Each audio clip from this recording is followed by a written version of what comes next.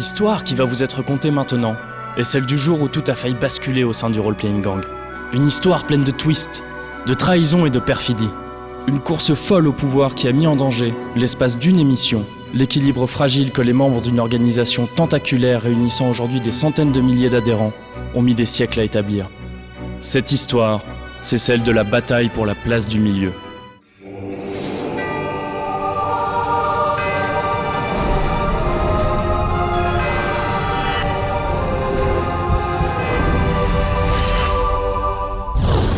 Salut et bienvenue dans EXP. EXP, une émission désormais mensuelle dans laquelle on parle de RPG et surtout de JRPG en fait. De toute manière, c'est tout ce qui nous laisse tirer. Ouais, non, c'est clair. Alors, pour ceux qui connaissent pas le Role-Playing Gang, c'est nous, voilà. Ça me donnait d'ailleurs l'occasion de nous présenter un peu plus en profondeur. Donc on a Mickey, chargé des affaires publiques et privées. On a aussi Moguri, que vous avez pu découvrir physiquement dans la dernière émission. Donc Moguri, directeur des relations humaines et animales. On a moi, évidemment, chef du Role-Playing Gang. Enfin, je veux dire, c'est assez obvious. Et puis on a aussi Oblivion, la mascotte pour la 3e année consécutive. Donc c'est balèze. Alors cet EXP est un petit peu particulier parce qu'il a un contenu relativement léger, mais c'est pas de notre faute, hein, c'est juste que l'actualité fait qu'il n'y a pas tant de trucs que ça dont on avait envie de parler. Voilà. Et tout de suite, les news. Non, attends, parce que en fait c'est pas toi qui dis ça, c'est moi qui dis ça. T'as pas entendu quand j'ai dit salut, ça va, chef du Role-Playing Gang? C'est moi qui dis ça. Ça va. Et tout de suite, les news.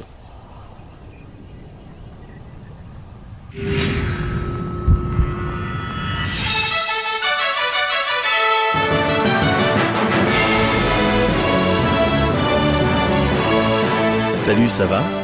On commence ces news avec Golden Sun Obscure Aurore, la suite du RPG qui nous avait fait vibrer sur GBA il y a quelques années. Développé par Camelot Software Planning, un studio à qui l'on doit le premier Golden Sun, mais aussi les Shining Force, Golden Sun Obscure Aurore fait revenir en force le genre RPG classique pur au tour par tour avec des invocations dedans. De quoi faire plaisir aux vieux cons comme certains membres du Role-Playing Gang qui ont un peu de mal avec les FF13, je sais pas quoi là. Si ce Golden Sun se pointe sur une toute nouvelle machine, la DS, et tire pleinement parti des fonctionnalités de cette dernière, on retrouve toutefois les éléments de game system que l'on avait appréciés dans le précédent titre. À commencer par la Psynergie, sorte de pouvoir propre à chacun qui permet d'interagir avec les décors et donc de résoudre toutes sortes de puzzles pour avancer dans l'histoire ou accéder à un coffre. On retrouve également les djinns, ces petits êtres élémentaires que l'on utilise pour lancer de grosses invoques et qui, une fois associés à un personnage, boostent ses stats et changent sa classe. L'histoire, quant à elle, se déroule 30 ans après les événements du premier volet et nous place dans la peau des progénitures de nos héros passés. Il sera encore une fois question de sauver le monde, mais ça va, on a l'habitude. Golden Sun Obscure Aurore devrait sortir incessamment sous peu et fera bien évidemment l'objet d'une fucking critique dans le prochain EXP.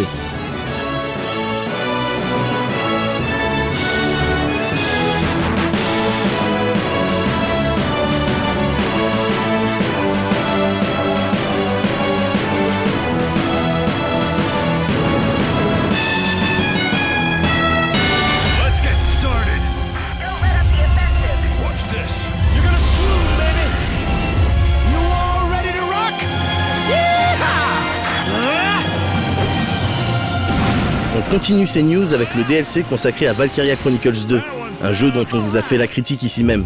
Ce pack vous permet d'explorer à nouveau Gallia à travers 22 missions complètement supplémentaires. Non mais on précise parce que ça nous semblait pas assez clair dans ce trailer.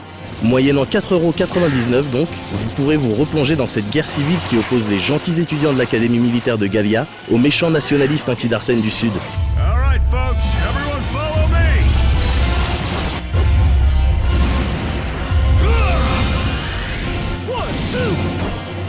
Et alors, quand est-ce que ça sera disponible? Ah ok.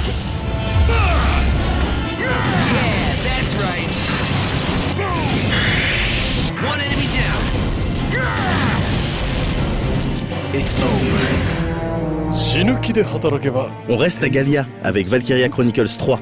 L'annonce de cette suite avait suscité au sein du Role-Playing Gang une mini-déprime, le titre de Sega étant lui aussi prévu pour la PSP et non pour la console de salon de Sony. Mais l'ambiance un peu plus sombre et mature de ce nouvel épisode risque de nous accrocher sévèrement. Si on soupçonne les éléments de Game System de ne pas avoir changé de A à Z, on apprécie toutefois l'histoire définitivement moins niaise de ce volet qui nous fera vivre les aventures de Kurt Irving et de sa bande, les Calamity Raven. Ce groupe au service de Galia réunit en effet tous les indésirables, les incontrôlables et autres foufous pour faire le sale boulot à la place de l'armée régulière. On s'attend donc à voir des larmes, de l'injustice et du sang, le tout porté par un game system que l'on espère encore plus poussé d'un point de vue stratégique que les autres épisodes.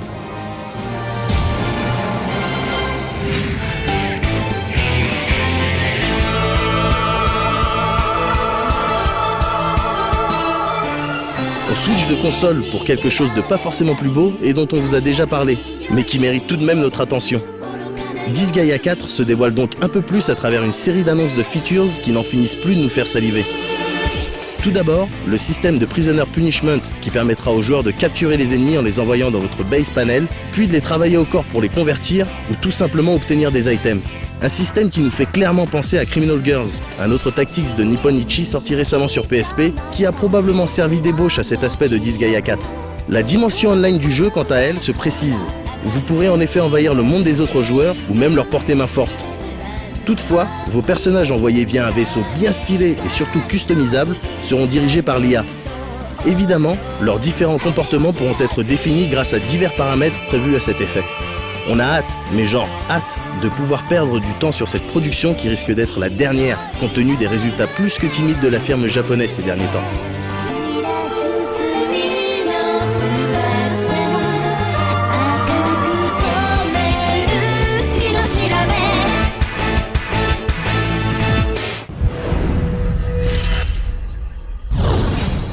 Alors que les plateaux de XP s'apprêtaient à délivrer leur dose d'humour incommensurable à la jeunesse, comme d'habitude, une odeur de mutinerie commençait à se faire sentir.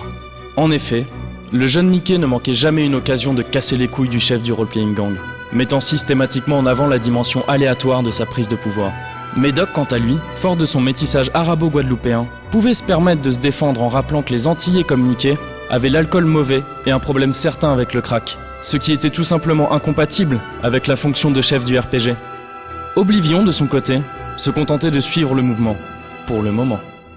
Et au fait, pourquoi c'est toi le chef du role-playing gang? Ouais, c'est vrai ça. Parce que c'est moi qui ai la place du milieu. Et je pourrais avoir la place du milieu? Moi aussi. Non, parce que c'est moi le chef Pourquoi? C'est moi le chef du role-playing gang, tu peux pas avoir la place du milieu. Maintenant vous arrêtez. Sinon moi j'avance qu'un ça me rappelle. Hein.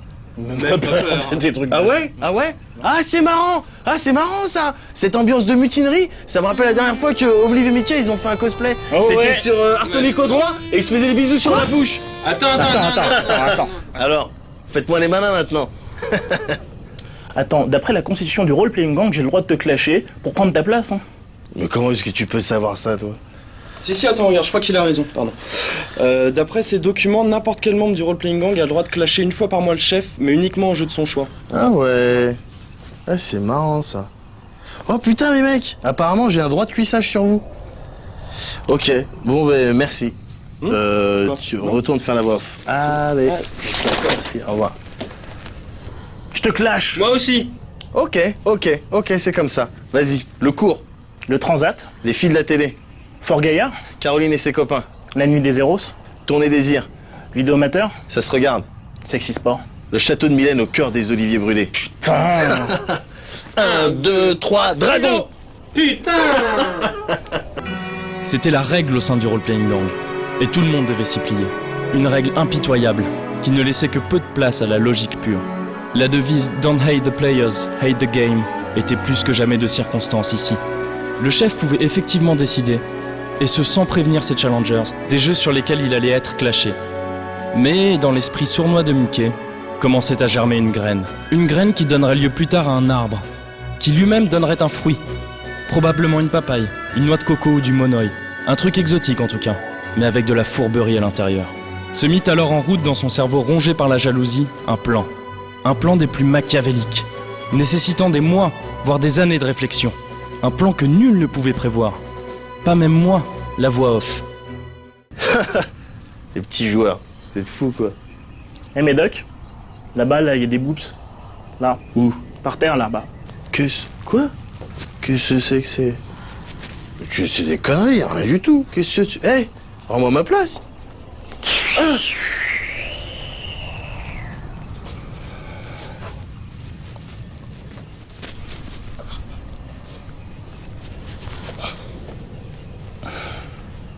Et tout de suite, la critique de Kingdom Hearts Recoded.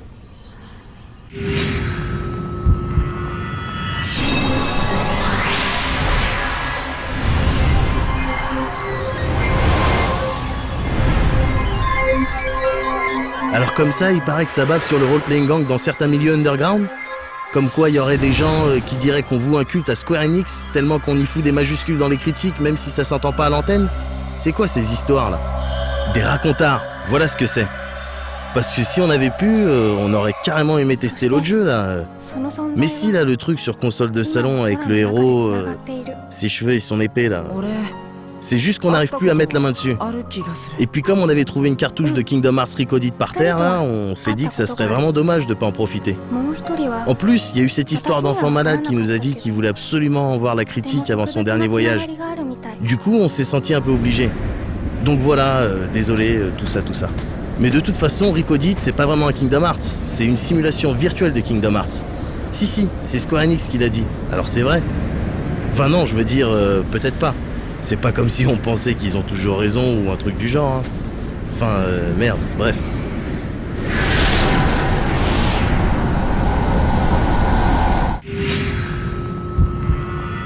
それにしてもナミネとは一体誰のこと？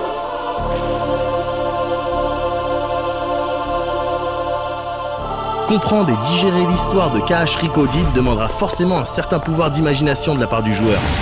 Le pouvoir d'admettre qu'en 2010, on puisse encore essayer de nous embrouiller en faisant à peu près n'importe quoi avec tout le champ lexical du virtuel. Genre, disons qu'après les événements de KH2, Mickey, Donald et Dingo décident de passer en revue le journal intime de Sora, sans penser aux conséquences désastreuses qu'un tel acte peut avoir sur la psyché d'un adolescent. Ok, imaginons qu'ils y trouvent une phrase qui n'a rien à faire là. Et attention, c'est là qu'il faut s'accrocher. Admettons qu'ils décident alors de convertir le bouquin en données informatiques pour qu'un Sora virtuel leur explique l'origine de ces mots en revivant les aventures du vrai Sora dans son monde numérique.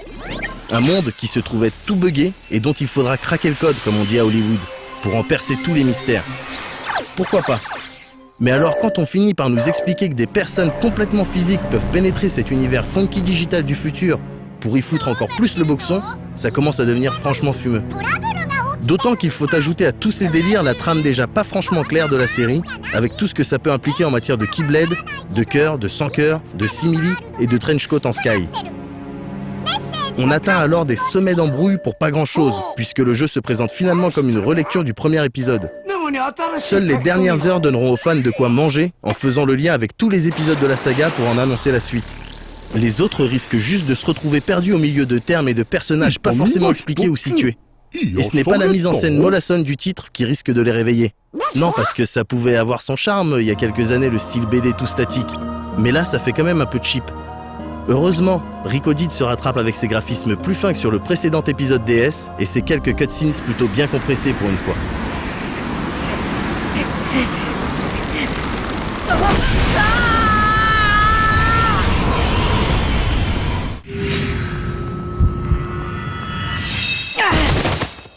On a beau contrôler un Sora digitalisé dans un monde virtuel, ou l'inverse, au final, on revit à peu de choses près l'aventure du premier volet sur PS2. L'occasion de revisiter les mondes d'Agrabah, Wonderland, Traverse Town, Destiny Islands, ou encore le château d'Oblivion. Aucun lien. Ça commencerait presque à devenir lassant si les développeurs ne redoublaient pas d'ingéniosité pour les renouveler d'une manière ou d'une autre. Comme nous l'avons vu plus tôt, ces mondes sont en effet buggés, ce qui se traduit in-game par la présence de blocs vraiment pas raccords question d'écho. De couleurs et d'effets différents, ils pourront blesser le joueur comme le repousser ou contenir des récompenses, et influent grandement sur l'exploration des niveaux.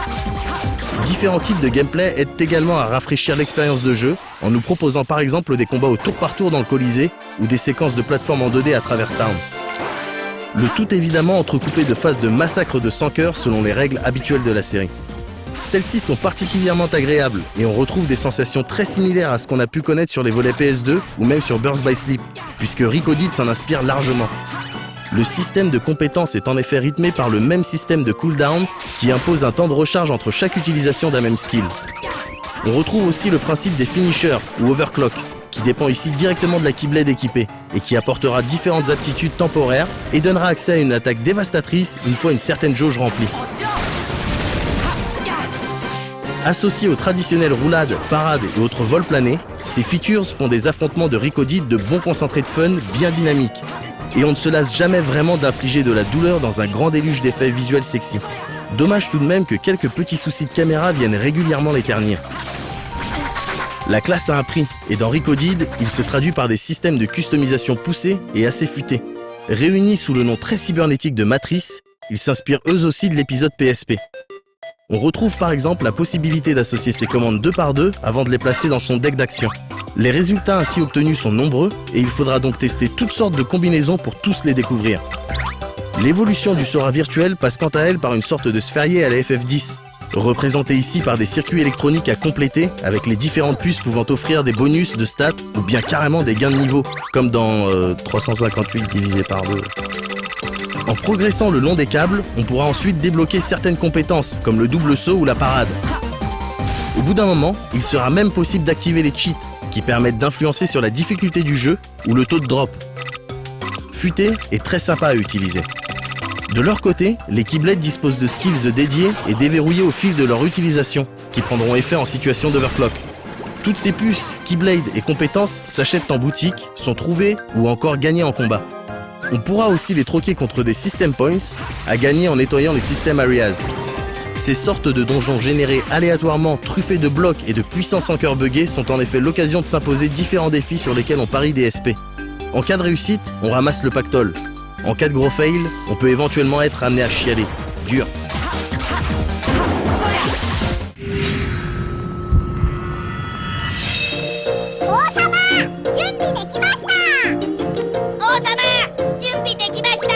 Si ce Kingdom Hearts Ricodid n'est clairement pas un épisode indispensable de la saga en termes de scénario, il reste en revanche un excellent action RPG pour la portable de Nintendo et détrône sans aucun mal 358 divisé par 2 Days. Plus fin, plus dynamique, mieux pensé, beaucoup moins redondant, il a de quoi séduire ceux qui avaient été déçus par les premiers pas de la série sur DS. Dans certains domaines, notamment celui du système d'évolution, il se permet même d'être plus riche que Birth by Sleep, qui était pourtant déjà bien balèze. Ces quelques phases de jeu inattendues font le reste du boulot, et les fans en auront clairement pour leur argent.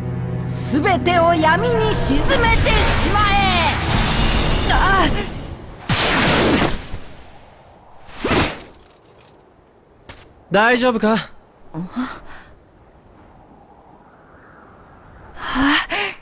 リク、ミッキー。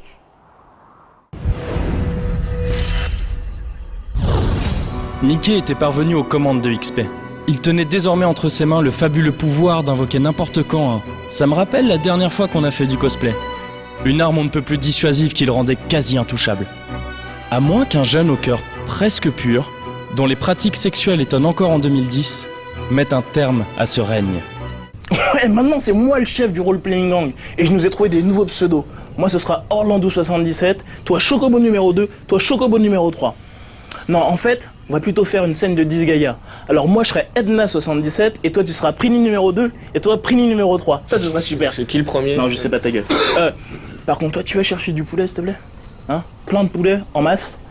Et toi, tu vas me chercher Longinus s'il te plaît. Tu la frottes fort, longtemps, qu'elle soit bien brillante, bien propre, que je puisse bien m'empaler tout ça. Parce que sinon après c'est... Quoi? Pardon? Hein? Ouais, maintenant, c'est moi le chef du role-playing gang.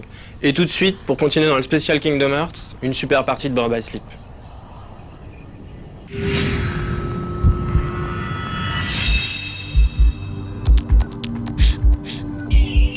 Rares sont les RPG aujourd'hui à proposer un challenge de taille une fois l'aventure principale achevée, d'autant plus quand ces derniers sont sur portable.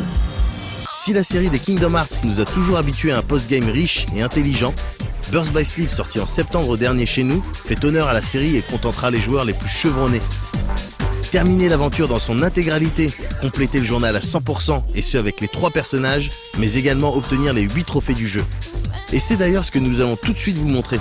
En revanche, on vous avertit, d'ici quelques secondes, ça va spoiler sévère, vous êtes prévenus.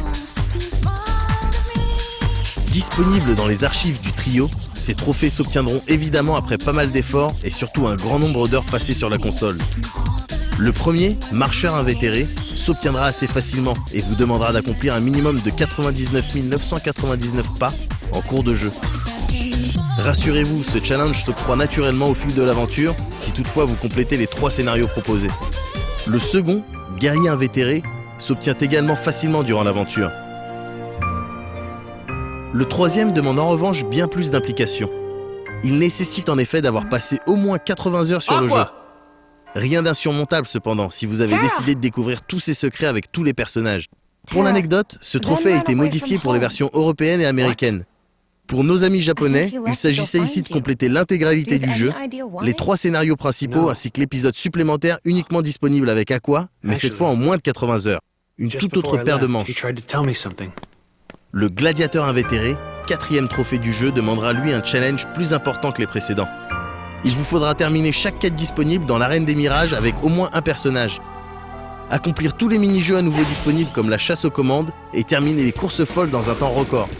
Petit conseil pour terminer la piste du château sans trop de difficultés, utilisez en début de piste le raccourci. En plus de ces mini-jeux, il faudra surtout se friter avec les ennemis des 13 rounds de l'arène.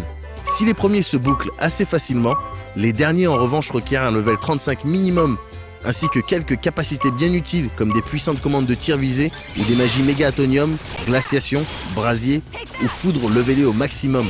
Sans compter évidemment au minimum un soin X en cas de coup dur. Notez que chaque round se débloque en fonction du nombre de médailles en votre possession. Pensez d'ailleurs à acheter au comptoir du MOG juste à côté, et ce dès que vous en aurez la possibilité, la commande soin X collectif qui aura pour effet de booster à chaque fin de round le nombre de médailles obtenues.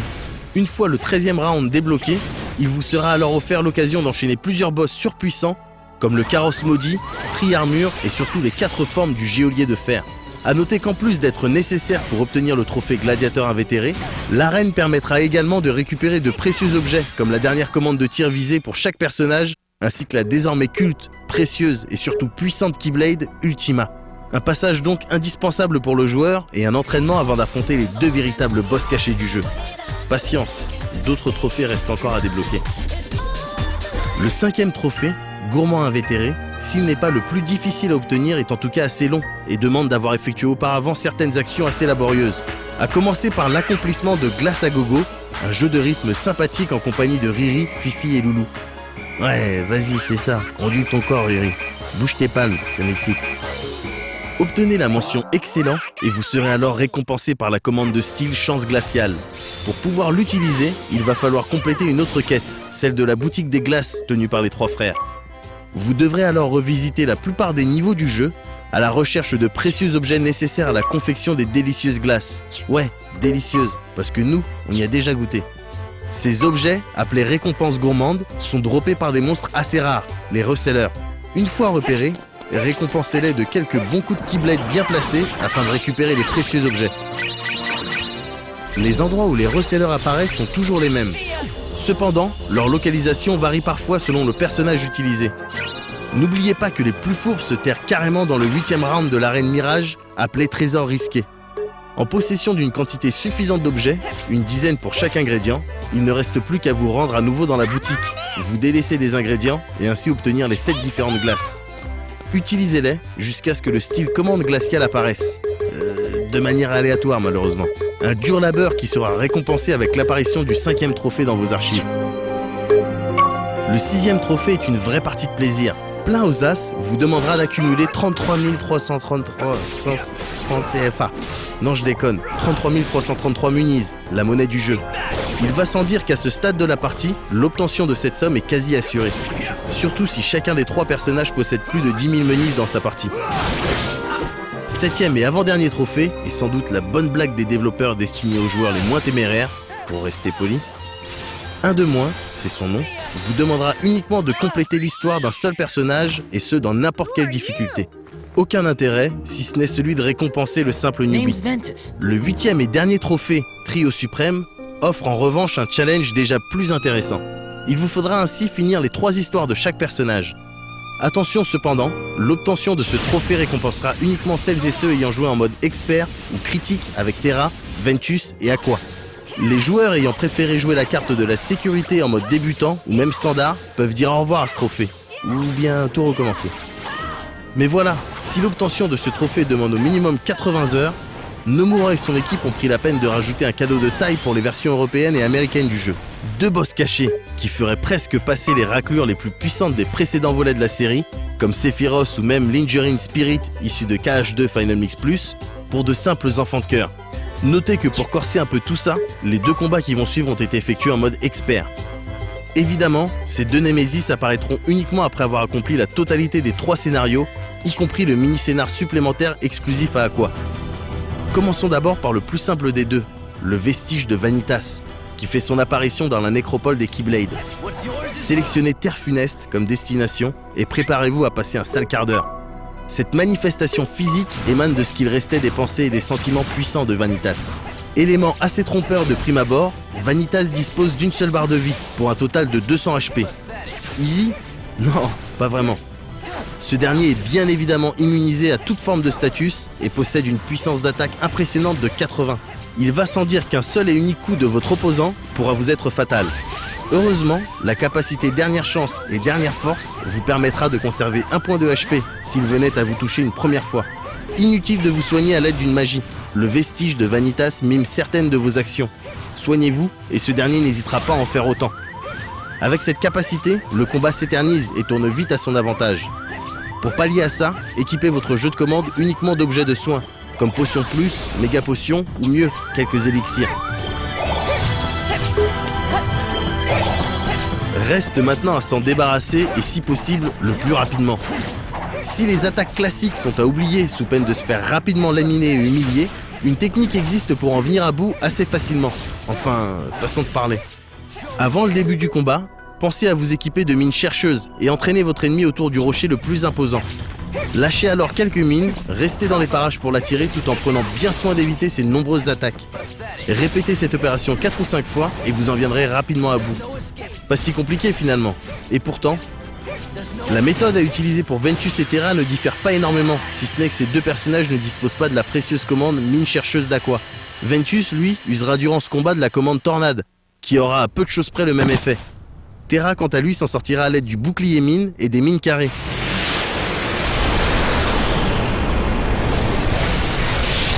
Une fois vaincu, la Keyblade Clavis Vacuum, une des plus puissantes du jeu, sera alors en votre possession. Enfin, terminons en beauté avec sans doute l'ennemi le plus puissant de la série à l'heure actuelle, et qui fait son apparition à la contrée du départ. Rapide et vicieux, l'inconnu, c'est son nom, requiert une technique bien spécifique pour espérer être vaincu. Si son identité est encore aujourd'hui inconnue, la plupart de ses attaques rappellent sans mal certaines des membres du 13e ordre, ainsi que d'autres personnages clés de la série. Une fois encore, le moindre coup pourra être synonyme de game over.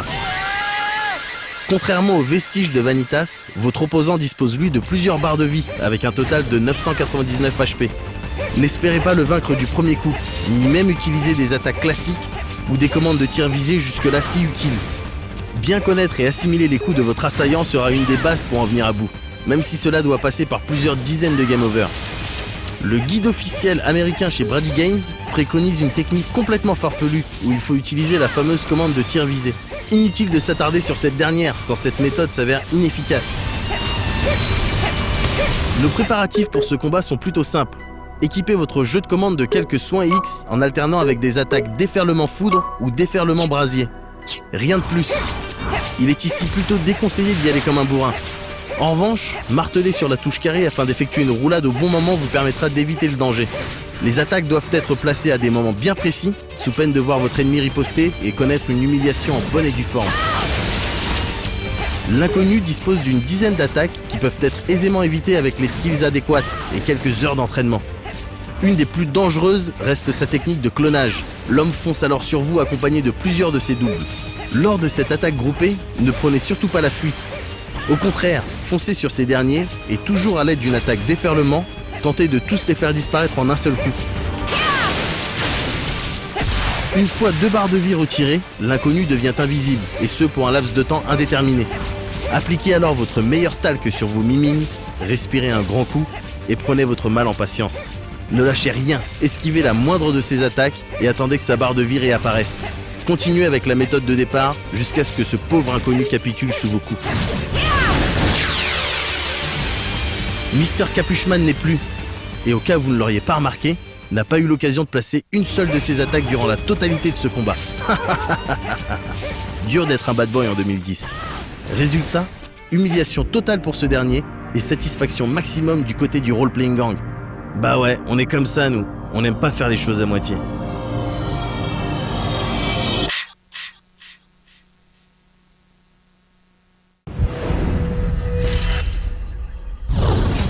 Plus rien n'avait de sens. Le monde de XP s'éteignait peu à peu. Fatigué des interventions bizarres de ses habitants, restait-il encore un espoir de voir surgir parmi tout ce bullshit un plateau digne de ce nom? Normalement non. Alors, c'est qui le chef du role-playing gang? C'est moi le chef du role-playing gang, c'est moi. Il y a un clash, il est où le clash? Il y a un clash, on va clasher. Tu veux clasher, on va clasher. On va faire un jeu, c'est celui qui a la plus longue.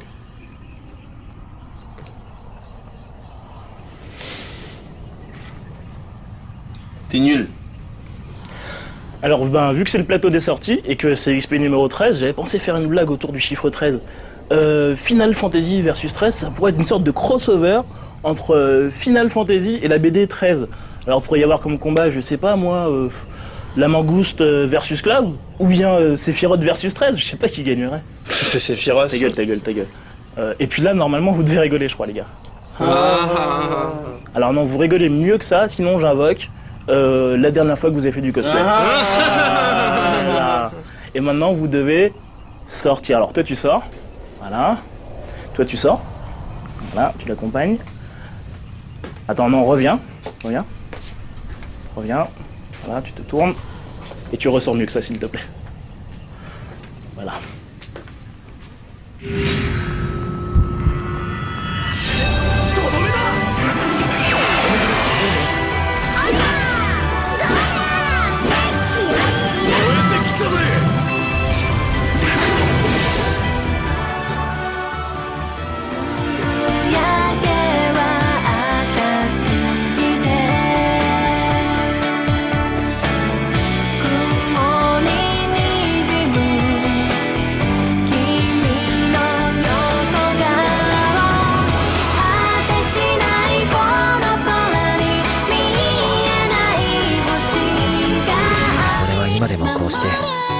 時々親父のことを思い出す。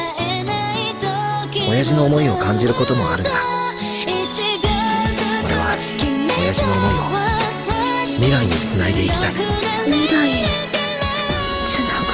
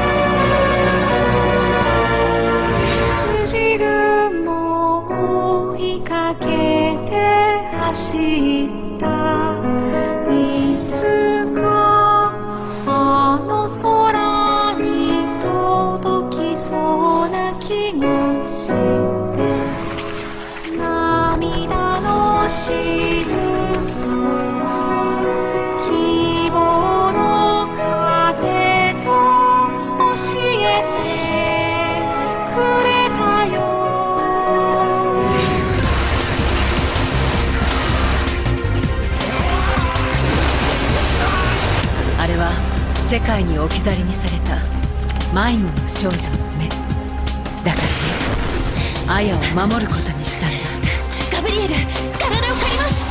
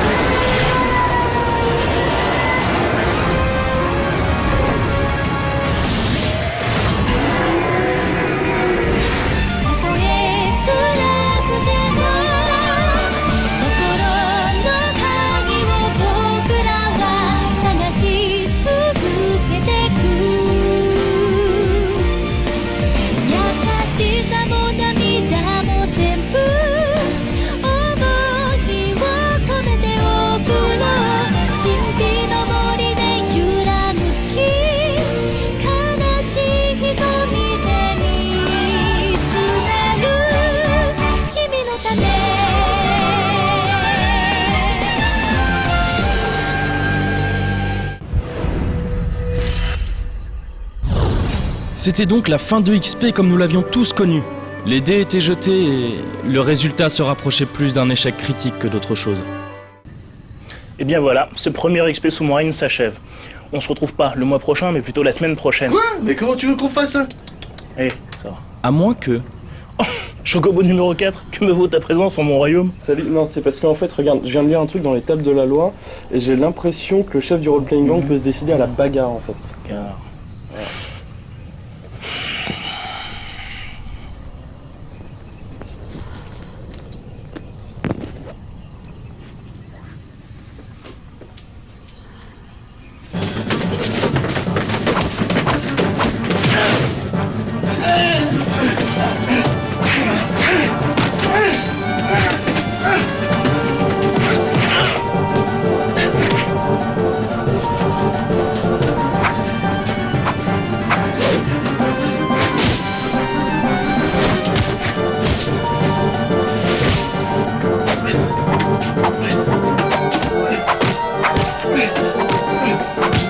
J'ai des lunettes. J'ai des lunettes.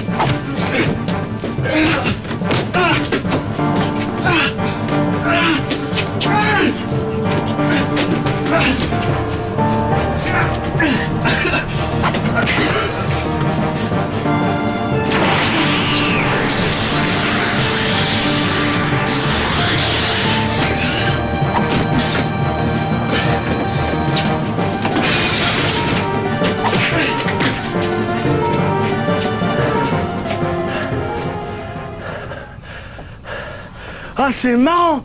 Cette ambiance masculine! Ça me rappelle la dernière fois qu'on a fait du cosplay avec le role-playing gang. Moi, j'étais pas là, mais eux, ils étaient là. Ils étaient comme ça. Non, c'est bon. Ouais. Hein, vous voyez, c'est quoi la puissance de la place du milieu? J'aurais pu faire des trucs graves, hein. Bon. Eh, pas de XP le mois prochain, parce que c'est les vacances. En revanche, on se retrouve en 2011. Ça, c'est du sûr et certain. Et d'ici là, jouez. Jouez bien, jouez beaucoup. Puis vous deux, restez tranquilles. Et ciao.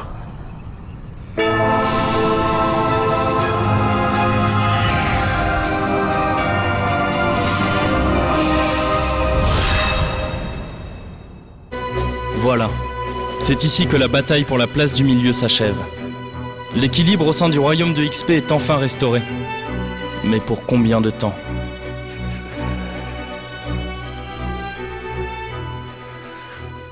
Putain. Ah! Ah, c'est marrant, ça me rappelle la dernière... Ah!